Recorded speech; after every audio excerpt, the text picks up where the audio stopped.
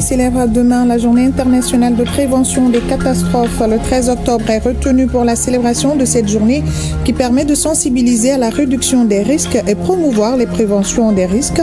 Dans son message, le ministre de la Sécurité et de la Protection civile a rappelé les mesures prises par les autorités maliennes pour faire face aux difficultés pendant les périodes de pluie. Dans cette édition, nous allons faire le portrait du parrain du mois d'octobre de l'année de la culture, Djadje Yacouba Danyoko, est ancien ministre de la Culture, des Sports et de la Promotion des Jeunes de la transition de 91. Un fervent de la culture, Djadje Yacouba Danyoko est fortement attaché à nos valeurs sociétales. L'actualité nous amène également à Tombouctou. 7 siècles après sa construction, Tombouctou célèbre la mosquée Djingaribert. C'était ce dimanche. À cet effet, les Tombouctiens se sont mobilisés pour son crépissage. La mosquée Djingaribert a été construite par Mansa Moussa en 1325. Mesdames, Messieurs, bonsoir et merci de rester avec nous pour ce tour complet de l'actualité nationale et dans l'espace AES.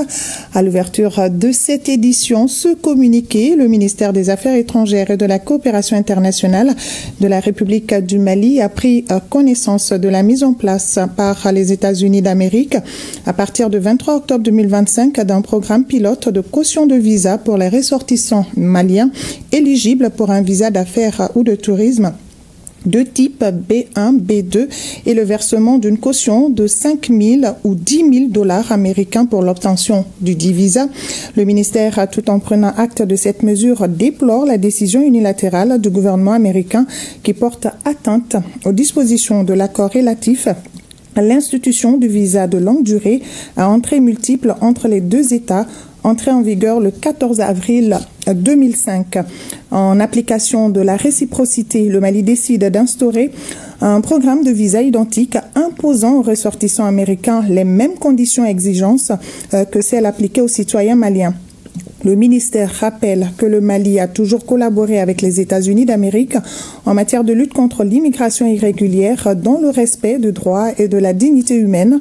Enfin, le ministère des Affaires étrangères et de la coopération internationale réaffirme l'engagement du gouvernement du Mali à promouvoir les relations de coopération fructueuses avec les États-Unis d'Amérique dans le cadre du dialogue et du respect mutuel.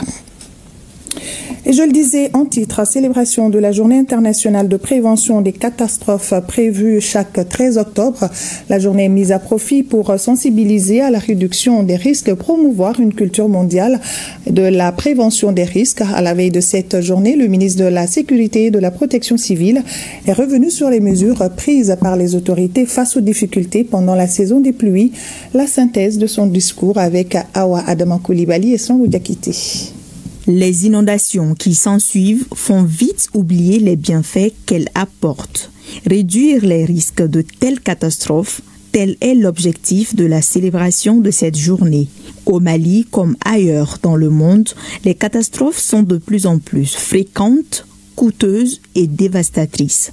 Alors que les coûts directs des catastrophes ont atteint environ 202 milliards de dollars par an, le rapport d'évaluation mondiale sur la réduction des risques de catastrophe 2025 estime que le coût réel est 11 fois plus élevé. Cette situation est en partie due à la multiplication des phénomènes météorologiques extrêmes, mais aussi à des investissements aveugles aux risques qui accroissent l'exposition et la vulnérabilité des personnes et des biens. Le changement de stratégie n'est plus une option, mais une urgence pour protéger les communautés et renforcer leur résilience face aux aléas naturels et technologiques. Financer la résilience, pas les catastrophes, le Mali l'a bien compris.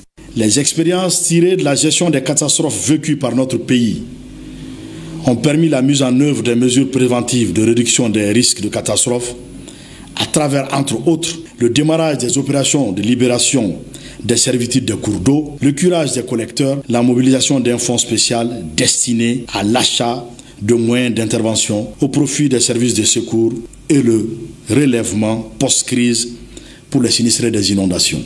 Grâce aux efforts déployés, notamment aux initiatives du chef de l'État, dont le développement d'outils numériques d'alerte précoce et le renforcement des capacités opérationnelles de la Direction de la protection civile, l'hivernage 2025 se referme peu à peu sans inondation déclarée. Nous vous l'annoncions hier, le ministre des Affaires étrangères et de la coopération internationale, Abdoulaye Diop, est à Lomé pour la 2e édition du Forum de Lomé Peace and Security. Le chef de la diplomatie malienne a animé ce matin un panel sur la situation sécuritaire dans l'espace AES. Je vous invite à suivre un extrait de son intervention. La défense est par définition le domaine de souveraineté le plus élevé en termes d'importance.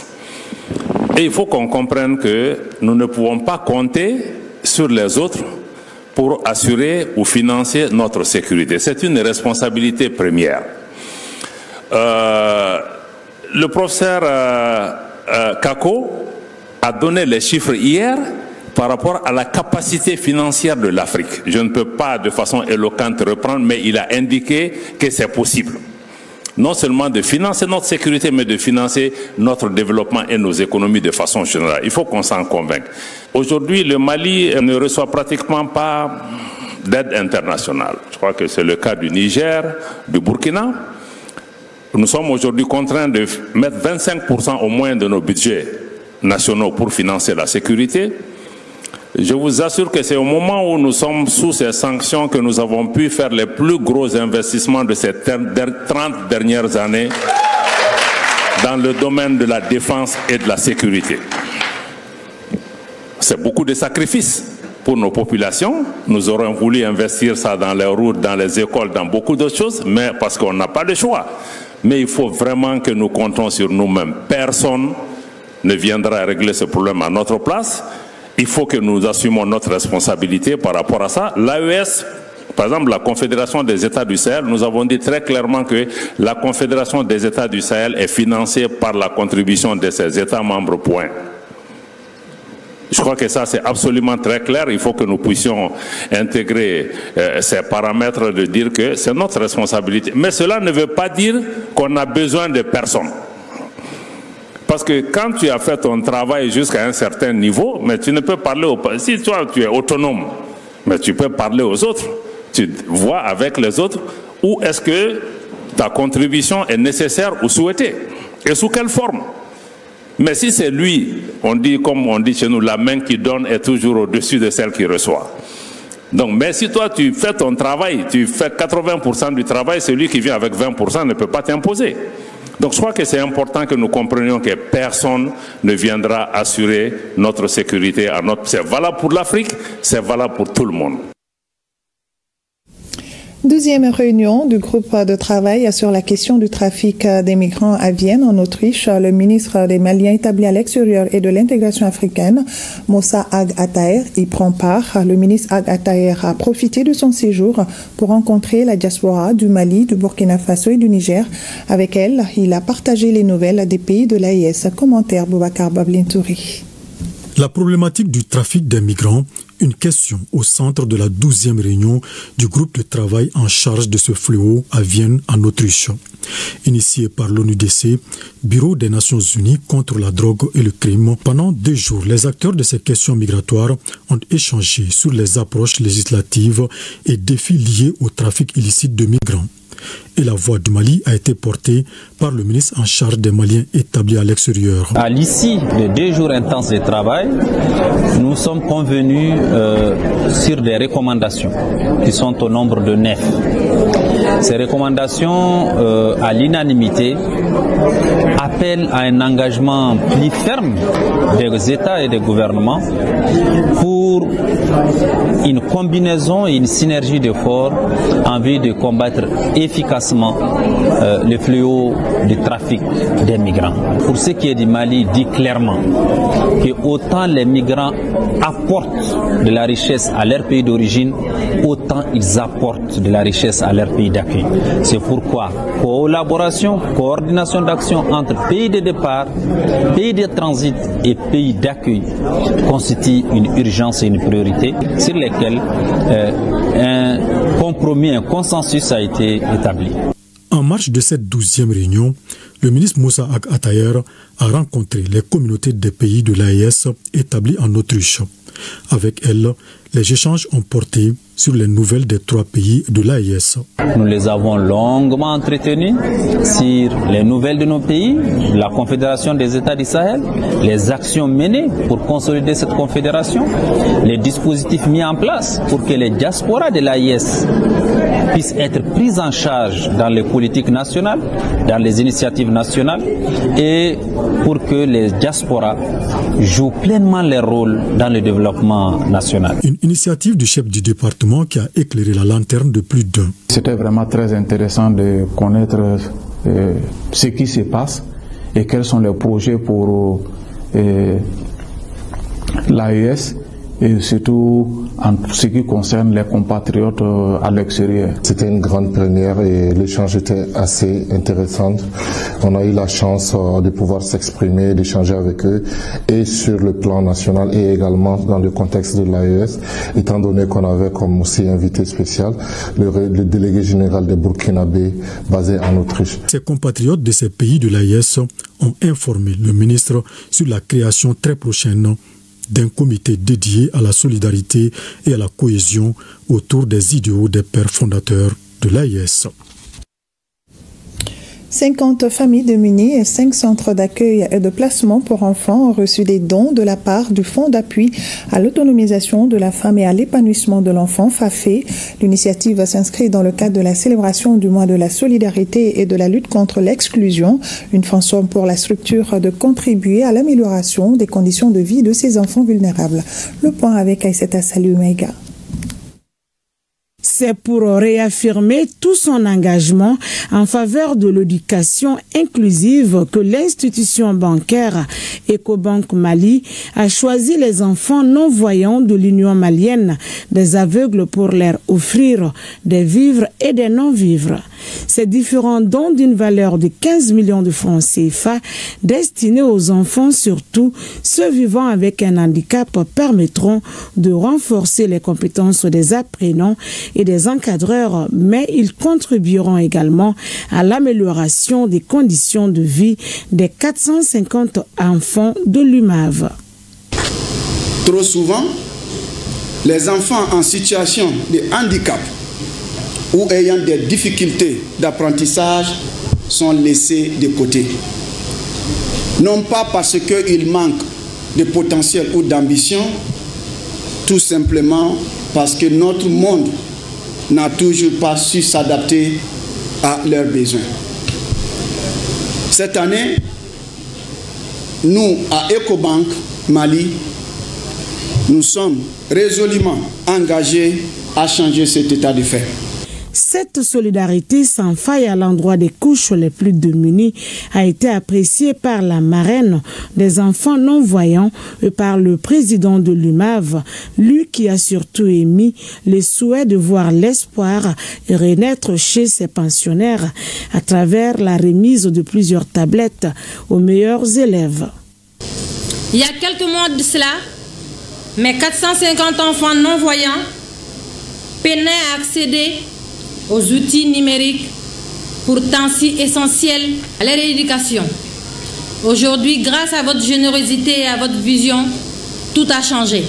Mes enfants peuvent enfin étudier leurs leçons en braille dans de très bonnes conditions, se déplacer en sécurité et vivre comme tous les autres enfants de leur âge. Ecobank, à travers son geste de solidarité, nous facilite la tâche, car elle favorise la scolarisation de 450 enfants à travers la donation de vivres, à travers la connexion Internet, à travers la dotation de nos élèves en tablettes électroniques, mais également à travers d'autres gestes. À noter que l'Union malienne des aveugles a été créée en 1972 avec comme objectif de prévenir la cécité, de promouvoir la scolarisation des enfants aveugles et de faciliter leur réadaptation tant en milieu urbain que rural. Voilà, vous l'avez certainement corrigé, c'était plutôt un reportage sur la remise de dons par Ecobank à l'UMAV, le reportage du FAFE dans nos prochaines éditions. Certaines stations-service sont prises d'assaut pour la distribution des hydrocarbures pour aider les pompistes à servir les clients. Certains jeunes s'y attellent à travers l'initiative Anjoro, une contribution de la jeunesse pour soutenir les efforts des autorités de la transition. Abdul Karim Kaba est allé voir. Excellence, Monsieur le Président de la Transition, le carburant de la jeunesse, c'est vous et nos vaillants braves forces armées, nos FAMA, que nous remercions pour leurs efforts incommensurables. La jeunesse est une force légitime et nécessaire pour relever nos défis et écrire une histoire qui parle à toutes les générations. Ces propos du ministre Fomba sont traduits en action sur le terrain. Les jeunes illustrent leur engagement à travers l'initiative Anjoro. Accompagner les stations de service afin d'organiser la population pour que chacun puisse avoir des carburants. L'initiative Anjoro est une contribution de la jeunesse aux efforts des autorités de la transition. Nous, la jeunesse, notre rôle, ça c'est de venir les assister pour que la population puisse avoir le carburant. Notre rôle, ça c'est de veiller sur les pompistes et que chacun puisse avoir le carburant sans une relation personnelle. On a veillé et on a sensibilisé les grands propriétaires des grands bidons parce qu'aujourd'hui on les a sensibilisés de ne pas prendre de l'essence pour aller garder à la maison parce que l'essence, ça c'est de l'insécurité. Cette action des jeunes est d'une grande importance auprès de la population. Avant leur arrivée, c'était vraiment du n'importe quoi. Les gens se bousculaient de partout. Ils ont pu organiser parce qu'entre jeunes, les jeunes se comprennent. Avec leur arrivée seulement, il y a eu une fluidité. Les gens ont commencé à trouver le carburant. C'est une très bonne, excellente idée quand même. On vous souhaite bon sens. Vous pouvez continuer à faire comme ça là, pour organiser les gens, puissent avoir accès et rentrer et sortir facile. Cet engagement de la jeunesse est salué par les gérants des stations de vente de carburant. Pour eux, c'est une contribution majeure à l'accès aux hydrocarbures. Et cela dans le respect et dans le calme. Je tiens à solliciter le président de la jeunesse pour son travail, son dévouement. Et aussi l'effort de ces jeunes qui sont tous motivés pour le pays. Donc on doit les remercier. Et on remercie aussi le président de la transition, le général d'armée, Assimi Goïta. Avec l'organisation de cette situation au niveau du carburant, on est satisfait. On le remercie. Cette initiative Anjoro, c'est-à-dire notre part, est effective et visible partout dans la capitale. Elle n'a qu'un seul but, permettre à la population d'avoir accès aux hydrocarbures conformément à la vision des autorités de la transition. Déjà à la veille, les jeunes avaient eu un échange direct et franc, sans filtre avec le ministre Fomba, afin d'harmoniser les actions pour qu'elles soient efficaces et bénéfiques pour la population.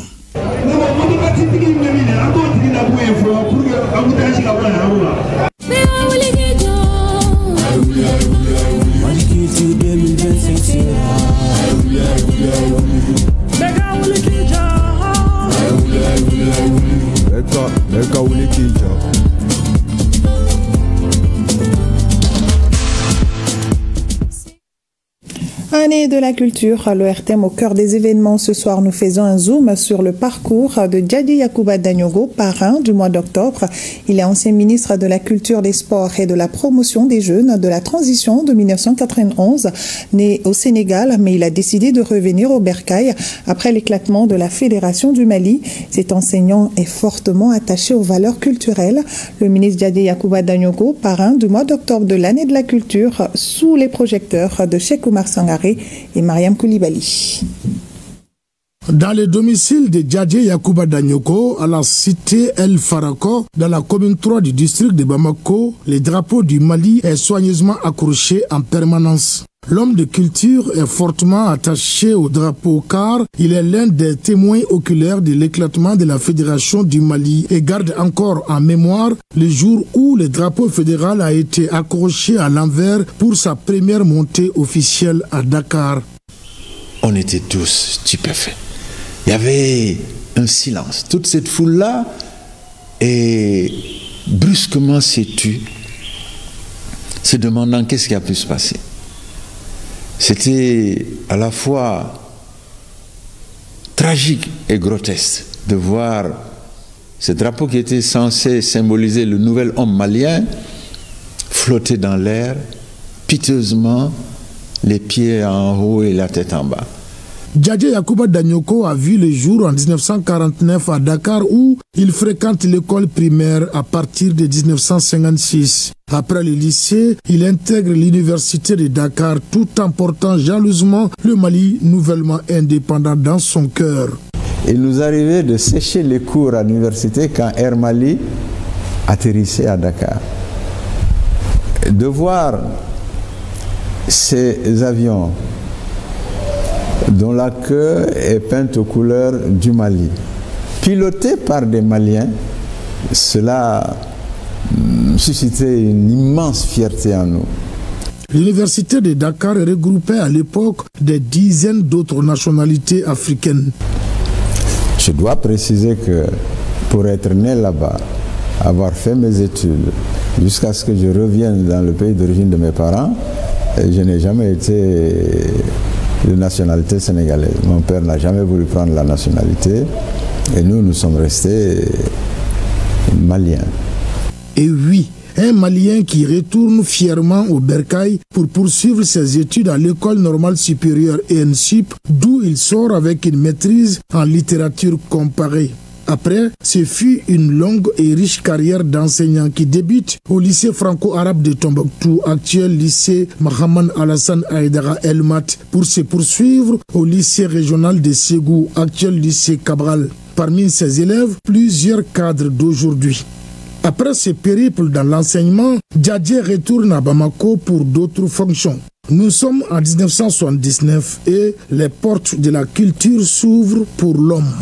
Ainsi, après l'INA, il devient en 1982 conseiller technique au ministère des Sports, des Arts et de la Culture, chargé de la coopération avec l'UNESCO et la francophonie, directeur du cabinet du ministre des Sports, des Arts et de la Culture entre 1983 et 1988, directeur national de l'éducation physique et des sports, directeur national des Arts et de la Culture avant d'être en 1991 ministre de la Culture, des Sports et de la promotion des jeunes. Ces hautes fonctions ont forgé sa conviction sur la consistance du patrimoine culturel national. En référence un peu à la Chine, notre grande muraille, elle est culturelle. C'est quelque chose d'intérieur que chaque Malienne, chaque Malien, grands et petits, hommes et femmes, porte en lui-même. De 1993 à 2004, M. Danyoko dirige l'Agence sahélienne pour l'éducation, la culture, l'environnement et le tourisme avant de commencer une carrière diplomatique.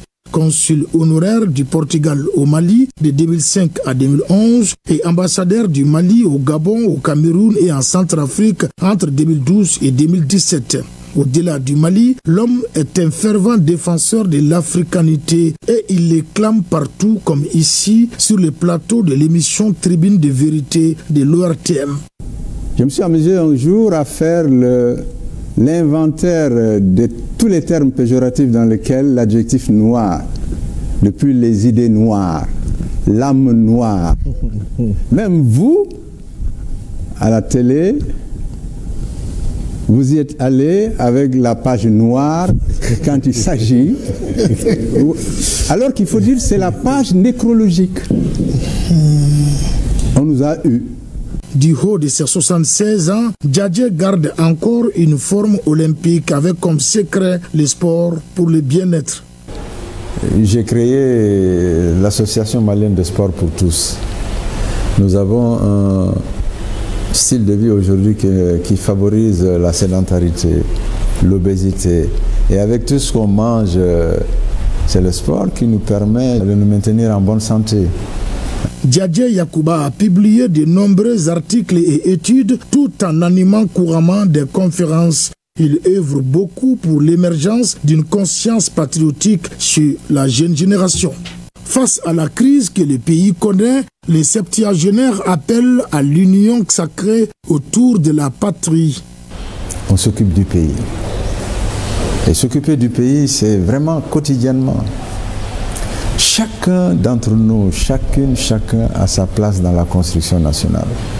Le chevalier de l'ordre national est un polyglotte. Il parle notamment bambara, kasunke, wolof, français, anglais, espagnol et portugais. C'est ce grand homme de culture épris des valeurs patriotiques et panafricanistes que le département en charge de la culture a choisi comme parrain du mois d'octobre de l'année de la culture. Quand on m'a appelé au téléphone pour me le dire, j'ai été ému aux larmes. J'ai remercié le ministre pour cet honneur qu'il me fait. Et je lui ai fait part de ma disponibilité à accompagner son département, à l'accompagner lui, surtout dans le secteur de la chaîne du livre. Pour un enseignant, cela se comprend aisément. Et Djadje Yacouba Danyoko prône une citation de Nelson Mandela. Je cite, « Une nation qui lit est une nation qui gagne ».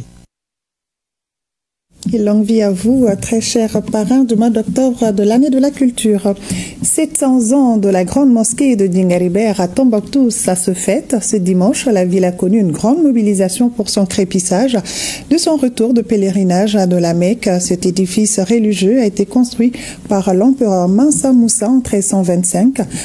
7 siècles après, les communautés de la région et les partenaires de la culture ont tenu à immortaliser cette date.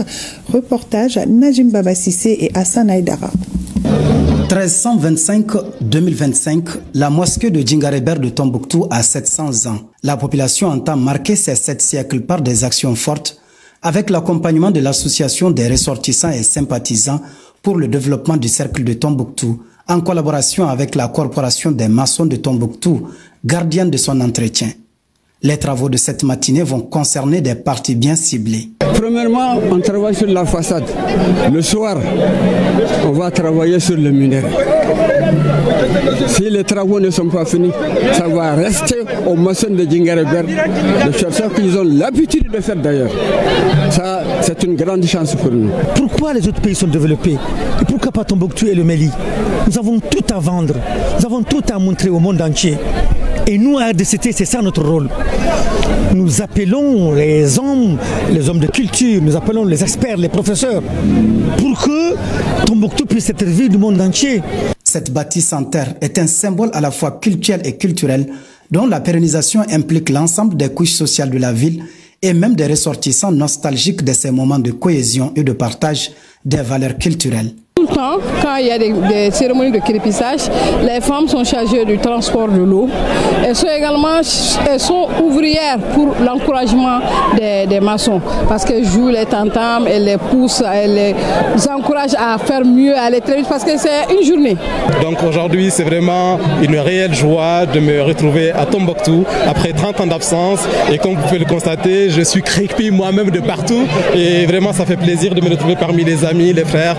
C'est un sentiment de bonheur. Depuis 1988, les 3 grandes mosquées de Tombouctou, notamment Djingaribert, Sankoré et Sidi Yaya, ont été classées au patrimoine mondial par l'UNESCO et bénéficient de son attention. Vraiment, nous sommes là aujourd'hui pour réitérer notre engagement auprès des communautés de Tombouctou, du gouvernement du Mali dans le cadre de la protection, la valorisation et la promotion des riches patrimoines culturels transmis de génération en génération. En témoigne la célébration des 700 ans de cette mosquée. La mosquée a été construite en 1325 sous l'empereur Kango Moussa. 700 ans représentent beaucoup de choses. D'abord, c'est le rôle incontournable des communautés à préserver le patrimoine culturel et à transmettre le savoir et savoir-faire aux générations futures. Ça symbolise aussi la cohésion sociale. Plusieurs associations et groupes communautaires s'activent également dans la protection et sauvegarde de ces joyaux à travers des actions multiformes. Nous, notre vocation même, c'est de protéger, c'est d'intervenir sur les bâtiments protégés avec l'appui du fonds des victimes à travers le fonds d'appui, l'UNESCO et la mission culturelle qui nous accompagne. Donc nous avons eu la chance qu'il y ait eu les travaux de réflexion cette année. Donc nous participons en synergie avec l'RDCT qui l'a initié parce que c'est notre rôle. La célébration des 700 ans de la mosquée de Djingaribert est placée sous le haut parrainage du président de la transition, le chef de l'État, le général d'armée Assimi Goïta, qui a décrété 2025 année de la culture. Vous voyez ici, c'est la joie totale. Les gens se retrouvent ici, on s'amuse et puis on fait les crépissages. C'est vraiment une très grande fête ici. Je me réjouis d'être là. C'est l'occasion pour moi encore de remercier les autorités de la transition pour les efforts au profit de l'ensemble de la région de Tombouctou, particulièrement au profit de la mosquée Djingarébert. Cette mosquée a bénéficié en 2022 d'un forage équipé et réalisé et financé par le président de la transition, son excellence le général d'armée Assimi Goïta. Ces travaux sont faciles maintenant avec ces forages. En célébrant ces 700 ans, Tombouctou ne fait pas que rendre hommage à un monument. Elle affirme surtout sa volonté de préserver son âme, son héritage et sa dignité face aux défis du temps.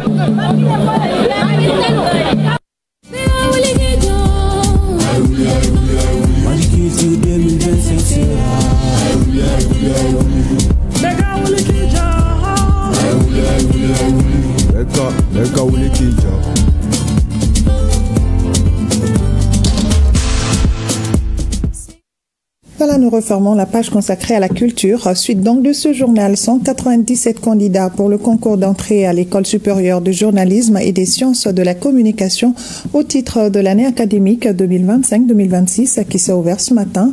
Ils sont repartis comme suit, 146 candidats pour la filière journalisme et 51 pour la communication. Les candidats seront évalués en dissertation, contraction de texte, anglais et questions d'actualité. Tiamogo Konati. Contrôle d'identité des candidats, condition sine qua non pour accéder à la salle d'examen. Ainsi s'ouvre le concours d'entrée à l'École supérieure de journalisme et des sciences de la communication au titre de l'année académique 2025-2026. Ils sont au total 197 candidats inscrits, dont 146 pour la filière journalisme et 51 pour celle dédiée à la communication. Le journalisme a été toujours une passion pour moi et le fait de passer des informations à la télévision. Ce qui me motive vraiment, le fait d'être un journaliste, c'était dans mes rêves, dans mes projets, depuis mon enfance. C'est à 8h passées de 30 minutes que le président du jury du concours a procédé à l'ouverture de la première enveloppe contenant l'épreuve de dissertation. Les candidats sont appelés à se prononcer pendant 4 heures sur 2 sujets au choix. Le sujet 1, de nos jours, les médias sont devenus des instruments de propagande et de désinformation. Qu'en pensez-vous? Le deuxième sujet, la refondation de l'Afrique contemporaine passe par la valorisation de ses cultures. Qu'en pensez-vous également? Est-ce que ce sujet déjà vous vous y retrouvez? Je peux dire oui, parce que déjà avec la culture, je sais que je vais m'en sortir. Au niveau des deux filières, à l'arrivée, nous allons choisir 30 étudiants. Parmi les 30 étudiants, vous avez 5 étudiants par filière qui vont bénéficier de la bourse de l'EIGC qui est octroyée par le conseil d'administration de l'École supérieure de journalisme et des sciences de la communication. Ces 5 étudiants par filière sont sélectionnés parmi les étudiants détenteurs du bac de l'année en cours, classés par ordre de mérite. Ce concours est encadré par certaines règles auxquelles chaque candidat est tenu de se plier, condition indispensable pour maintenir la transparence qui a toujours caractérisé l'entrée à l'École supérieure de journalisme et des sciences de la communication. Quand vous avez un problème, faites signe à un surveillant qui va régler le problème que vous avez, mais vous n'avez pas le droit de communiquer entre vous. Et si vous avez raté une épreuve, ne pensez pas qu'en venant à l'épreuve suivante, ça va servir à quelque chose. Une épreuve ratée est éliminatoire déjà du concours. À partir de lundi déjà, il y a une commission qui va s'installer pour, c'est-à-dire rendre anonymes toutes les feuilles avant de les passer sous les mains et les plumes des correcteurs. Et après, les notes aussi sont portées de façon anonyme jusqu'à ce que les résultats soient connus et dévoilés devant un grand jury qui est constitué non seulement d'enseignants-chercheurs, mais des professionnels aussi des médias. Donc en cela, on peut dire que vraiment c'est un concours qui est transparent. Ce concours qui a démarré ce samedi s'étend sur 2 jours. Après cette première épreuve consacrée à la dissertation, suivront 3 autres, que sont la contraction de texte, l'anglais et les questions d'actualité. Courage les jeunes pour assurer la relève. Un partenariat vient d'être signé entre l'autorité de protection des données à caractère personnel et l'autorité de régulation des marchés publics et des délégations de services publics. Une volonté des 2 autorités à faire de la transparence et du respect de la vie privée des piliers d'une commande publique moderne et efficace au Mali. Reportage Alpha Maïga. Des signatures, des échanges de documents et des poignées de main. Autant de gestes symbolique pour sceller un partenariat stratégique en faveur de la protection des données personnelles dans la commande publique.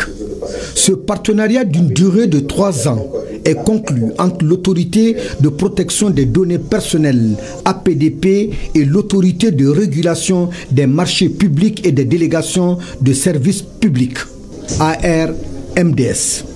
C'est un engagement fort pour l'intégrité de la confiance dans la commande publique malienne.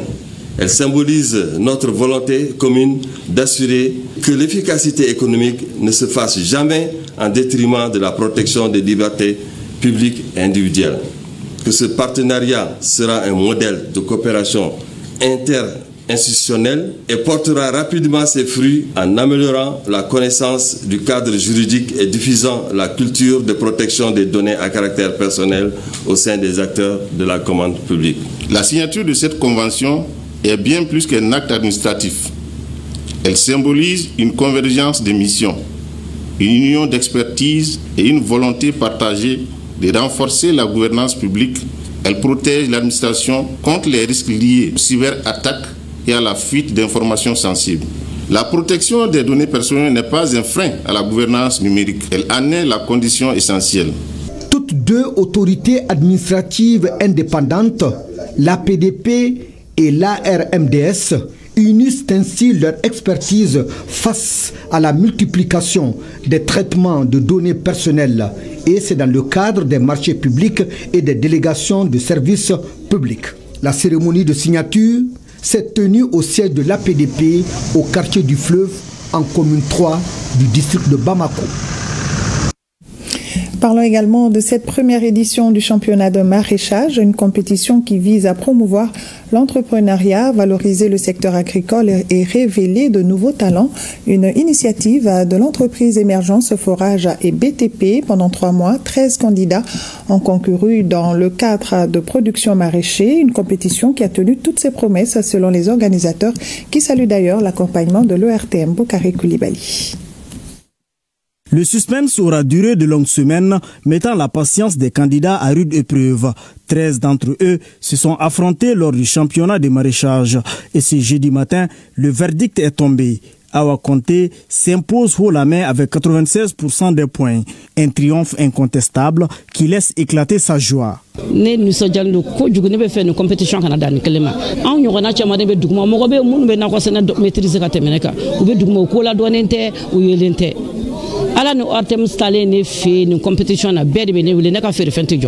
Organisée par l'entreprise Émergence Forage BTP, cette compétition vise à redynamiser le secteur maraîcher tout en encourageant l'esprit entrepreneurial. Ce projet qu'on appelle le champion du maraîchage est un projet que nous avons initié, d'abord pour donner une visibilité aux agriculteurs, deuxièmement pour faire la bonne pratique agricole. En temps de prix, c'était d'abord donner un fourrage aux lauréats. Ensuite, on a des engrais bio aussi, hein, bien sûr, qu'on va distribuer aux différents candidats et encore d'autres lots. Grâce à l'appui de partenaires techniques et financiers dont l'ORTM, cette initiative prend une dimension stratégique pour l'Office et pour l'État. Nous avons la passion du service public et nous nous adressons à toutes les couches de la population. Et donc quand nous avons été approchés par Émergence Forage BTP pour ce partenariat dans le cadre du championnat de maraîchage, nous pouvions accepter ce partenariat. Ces activités, ça rentre dans le cadre du programme national d'irrigation de proximité. Et ce programme réalise principalement des aménagements de proximité dans les périmètres maraîchers en grande partie. En signe de reconnaissance, des certificats ont été remis aux différents partenaires qui ont contribué à la réussite de cette première édition.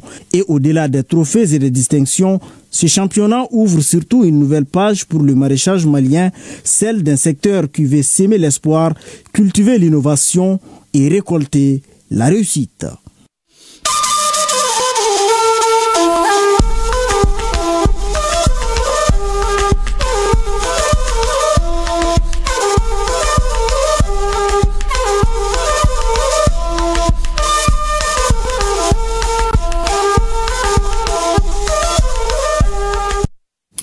L'actualité AES, créée en février 2024 par décret présidentiel et basée à Bobo-Dioulasso, le deuxième groupement d'incendie et de secours de la Brigade nationale des sapeurs-pompiers est désormais opérationnel. Et c'est le lieutenant-colonel Mamoudou Go qui a pris les rênes de ce groupement. Sayouba Mamboné. Par le président du FASO, vous reconnaîtrez désormais pour chef le lieutenant-colonel Go Mamadou ici présent. Et vous lui obéirez en tout ce qu'il vous commandera pour le bien du service. Ainsi, le lieutenant-colonel Mamadou Go préside désormais à la destinée du deuxième groupement d'incendie et de secours, un maillon important de la Brigade nationale des sapeurs-pompiers BNSP, un groupement qui a pour principale mission d'assurer l'administration et le commandement des compagnies d'incendie et de secours implantées dans sa zone d'intervention. Dans un contexte de défi sécuritaire, le tout premier commandant du GIS est conscient de l'immensité de sa tâche. Je mesure la portée des responsabilités qui sont désormais les miennes et je me battrai corps et âme pour accomplir cette mission. Je m'attacherai à assumer cette responsabilité avec dévouement, rigueur et toute la responsabilité qu'elle exige. Si l'exercice du commandement peut être souvent perçu comme un signe du destin, dans la mesure où l'on ne choisit ni d'être chef, ni ses subordonnés, encore moins ses collaborateurs, il impose cependant à celui qui l'assume des valeurs fondamentales telles que l'exemplarité, la probité, l'équité, le sens du devoir, de l'engagement et bien sûr le patriotisme. La mise en place des groupements d'incendie et de secours reflète la volonté d'optimiser l'efficacité du commandement au sein de la BNSP. D'où la nécessité de réunir toutes les capacités pour réussir la mission. Officiers, sous-officiers, militaires du rang du groupement, nous formons désormais le deuxième groupement d'incendie et de secours. En ma qualité de premier responsable, je vous invite dès à présent à cultiver l'esprit de corps qui caractérise toute unité militaire et qui demeure indispensable à la vie collective. Le sentiment d'appartenance à un même corps, uni par une tradition et une écution, doit être pour chacun de nous une source de fierté. Comme dernier acte de cette cérémonie, le lieutenant-colonel reçoit les félicitations des autorités administratives, civiles et militaires. Le deuxième groupement d'incendie et de secours se compose de 3 unités implantées dans 3 régions administratives que sont les compagnies d'incendie et de secours de Bobo-Dioulasso, Banfora et Gawa. À présent, intervention des forces de défense et de sécurité dans leur mission de sécurisation du territoire nigérien. Commentaire à Jocelyne Amoussou. La situation sécuritaire sur l'ensemble du territoire national demeure globalement stable et sous contrôle grâce à la vigilance et à la détermination des forces de défense et de sécurité. Les opérations de sécurisation et de ratissage se poursuivent sur les différents théâtres d'opération avec des résultats probants enregistrés cette semaine. Chers concitoyens, au cours de la semaine écoulée, les forces de défense et de sécurité engagées dans les différentes opérations conjointes de sécurisation du territoire national ont intensifié leurs efforts sur l'ensemble des zones d'intérêt stratégique. Les actions menées ont permis d'obtenir des résultats significatifs tant sur le plan opérationnel que sécuritaire. Les forces déployées dans le cadre des opérations d'Amissa, Nia, Chara, Almoho et au sein de la zone de défense numéro 3, Zender, ont conduit plusieurs missions de ratissage, de contrôle et de sécurisation sur les principaux axes et zones frontalières. Ces opérations ont abouti à 28 interpellations de criminels et suspects, dont 8 dans la zone d'opération d'Amissa, 11 dans la zone d'opération Nia, 4 dans la zone d'opération Chara, 2 dans la zone d'opération Almoho et 3 au niveau de la zone de défense numéro 3, Zender. Par ailleurs, 2 engins explosifs improvisés ont été découverts et détruits avec succès. Le premier, le mardi 6 octobre, dans la zone de Tanda, dans le département de Gaya. Le second, le mercredi 7 octobre, dans la zone de Wanzarbe, dans le département de Bankilare. Le bilan matériel fait également état de la saisie de 2 fusils d'assaut AK-47, de plusieurs centaines de munitions, de 3 motocyclettes, d'un véhicule et d'un poste de communication Motorola Toureya appartenant à l'ennemi.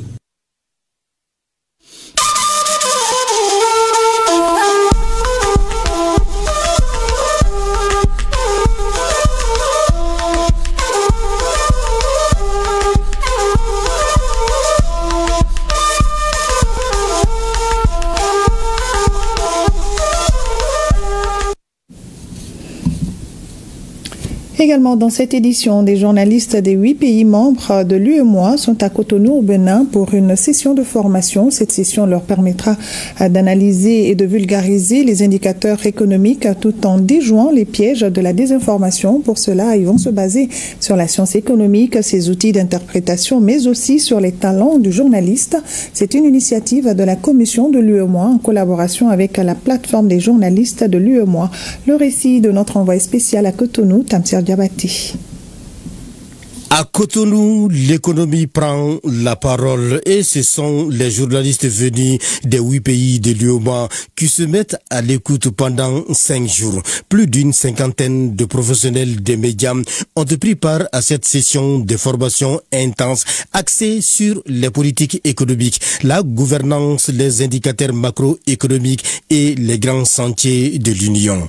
Il faudrait que toutes les parties prenantes puissent être impliquées dans la mise en œuvre de ces stratégies. Il faudrait que les médias puissent être impliqués et que, à travers leurs activités, les populations également puissent être sensibilisées sur ce que nous sommes en train de faire d'ici 2030, mais aussi d'ici 2040. Il s'agit de mieux cerner les rouages de la science économique pour mieux en parler, car l'information économique ne s'improvise pas. Elle s'analyse, elle s'explique et elle se vérifie. Un journaliste mieux formé joue mieux son rôle de quatrième pouvoir et passe mieux à l'intégration économique tant voulue, tant engagée par la commission de l'UEMOA. Je vais remercier aussi le bureau de la plateforme des médias de l'UEMOA qui ne cesse vraiment d'innover depuis 2021. À travers cette session, les journalistes ont aussi revisité les notions fondamentales, économie positive et économie normative, rôle des agents économiques, mécanisme des marchés. Mais surtout, ils ont été plongés au cœur du processus des décisions économiques communautaires. Impact 2030, vision prospective 2040. Après 30 ans d'existence de l'Union, l'Union a voulu se projeter à travers ces deux référentiels stratégiques pour l'avenir de l'Union. À l'issue de cette session, une motion de plaidoyer et d'engagement a été remise à la commission de l'UEMOA. Elle plaide pour la création d'un prix du journaliste économique de l'UEMOA, l'institutionnalisation de la formation continue et l'organisation d'un forum international de la presse économique d'Afrique de l'Ouest.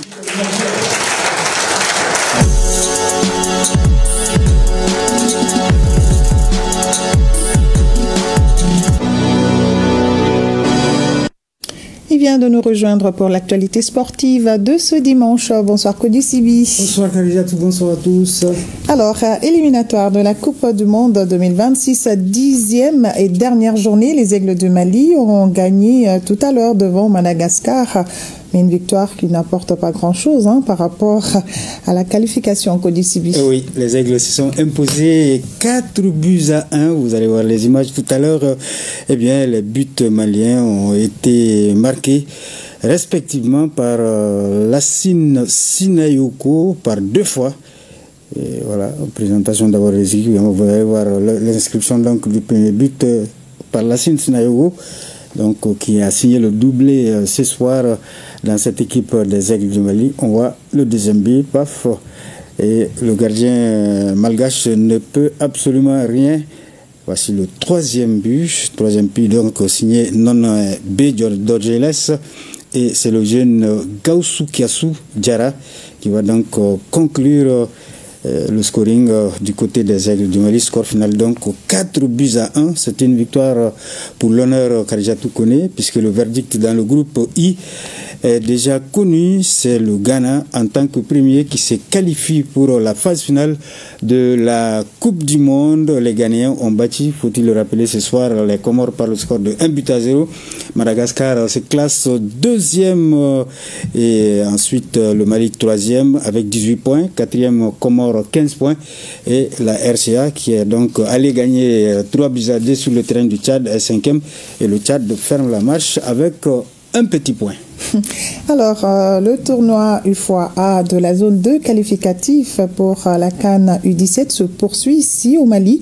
On connaît désormais les affiches des demi-finales. Oui, les demi-finales. Le Mali jouera contre la Guinée-Conakry à partir de 19h et le Sénégal sera opposé à la Guinée-Bissau à 16h.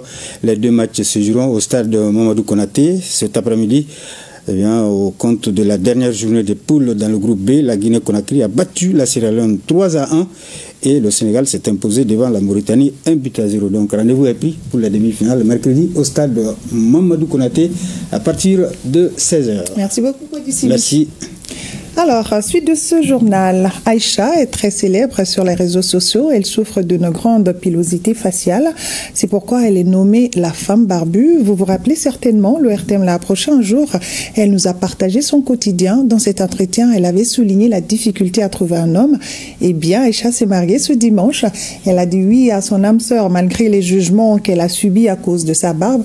Là, désormais, Madame Goumé, à cet accanté, est considérée ce dimanche comme une réponse aux moqueries, allégations et marginalisation à l'encontre des femmes à forte pilosité.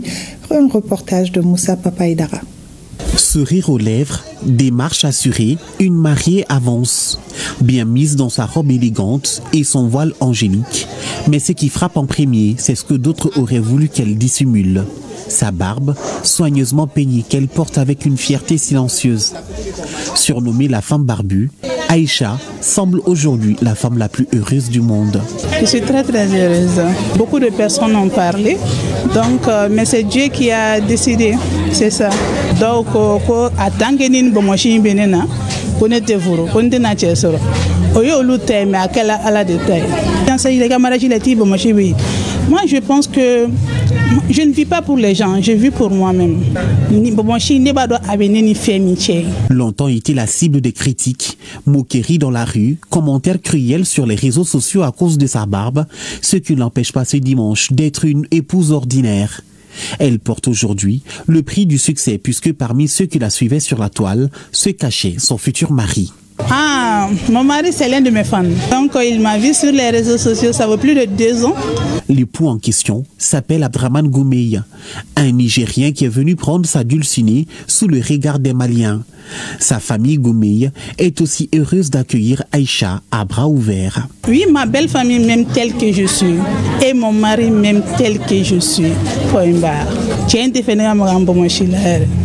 Donc mon ba fo ite furu ite den soro ite nketa nyeba la réseau sans fait doye dugo ke Aïcha muso bomo shima in furu la ko alaka furu ni shibe alaka den chama no gaye ko me ko alaka na ko den musulman be dama alaka no ke bomo shitigi na tigi klubi na ndebi ala dila alaka den musulman ni amuye bomo shitigi parce que bomo shi mini ni cheni balo voilà oya aleka doye me oti ala tay.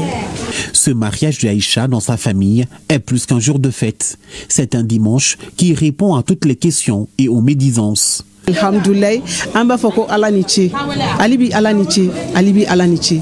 Parce que muso bombashima, akako manoro. Bedo fo, mais benyebe tiena bi Aïcha furula, adjara on yere, ala kake furie, kake shima flaka furie. La barbe là c'est avec moi depuis à bas âge.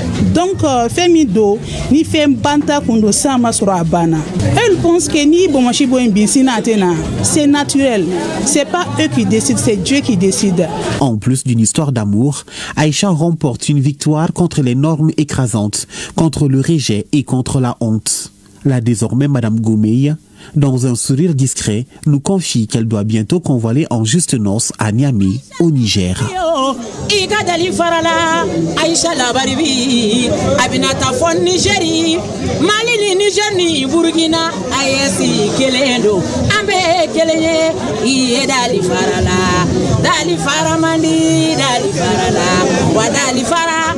Afurula Aïcha Furula, Afurula Aïcha Furula, Afurula Aïcha Furula, Afurula Aïcha Furula. Et reménage Aïcha.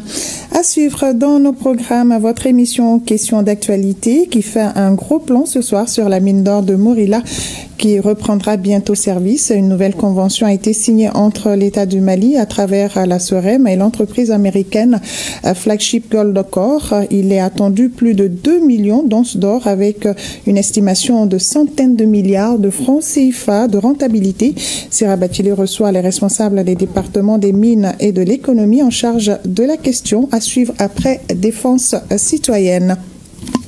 Demain commence une nouvelle semaine, entamons-la avec détermination. C'est la fin de cette édition. La rédaction vous remercie de l'avoir suivi. Elle vous donne rendez-vous demain 13h pour un autre point de l'actualité avec Abdul Karim Kaba. 2025, année de la culture. Nos grands-pères disaient que le Mali n'est pas un pays sans histoire, mais un pays dont l'histoire attend qu'on la raconte, qu'on la protège et qu'on l'honore. Et le RTM est fortement engagé pour élever ce défi. Bonne fin de soirée à tous.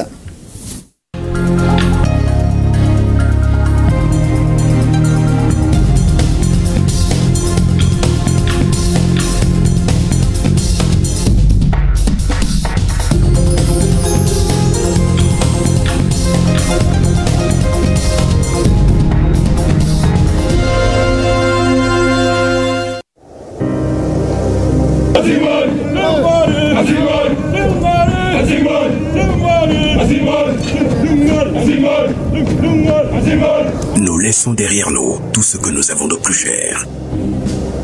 Enfants, épouses, amis, pères et mères. Fièrement, nous répondons à l'appel du devoir. Pour que les déplacés et les réfugiés rentrent à la maison. Pour que nos enfants reprennent le chemin de l'école. Pour que jaillisse la lumière de la réconciliation entre les peuples, pour le Mali, pour la patrie. Cette voie, nous l'avons choisie, au prix de nos vies. Nous défendrons nos couleurs. Et si nous laissons derrière nous veuves et orphelins, nous vous prions, prenez soin d'eux.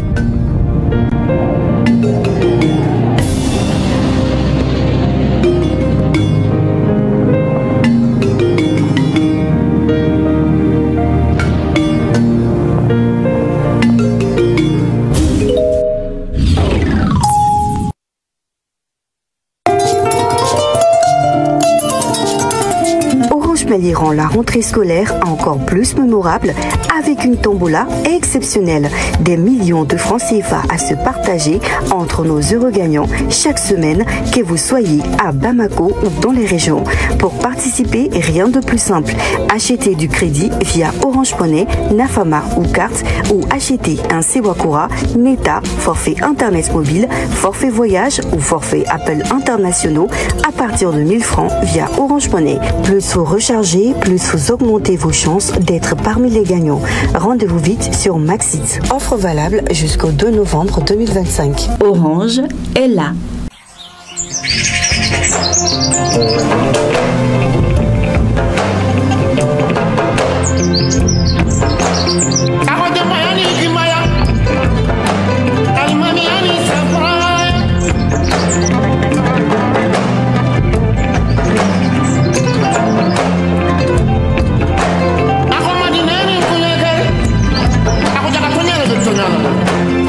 Aku tanya lagi ke